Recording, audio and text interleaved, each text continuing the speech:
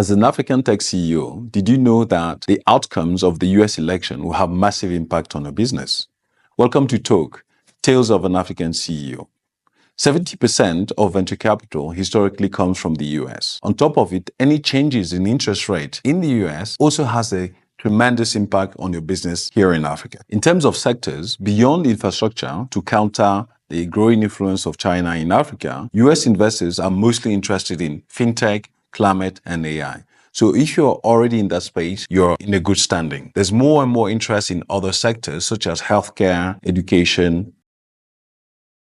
In terms of capital sources, should the Republicans be elected, development finance organizations such as IFC or DFC will have much less capital because the focus will be on domestic issues in the US. In contrast, should the Democrats be elected, they will have much more interest in supporting opportunities on the continent, and therefore DFC and probably IFC will have much more capital allocation and therefore would attract more capital into the African continent. And usually when that happens, it promotes opportunities to other funds such as Y Combinator, Pathfinder Global, Textiles, and the likes. And one of these recent examples that epitomizes that interest in the African market by US investors is the 8th unicorn on the continent, Moneypoint, which recently raised 110 million from Google and Lightrock, two main investors from the US, complemented by local investors on the continent. As an African tech CEO, prepare your scenarios. If the Democrats get elected, really engage with much more US investors,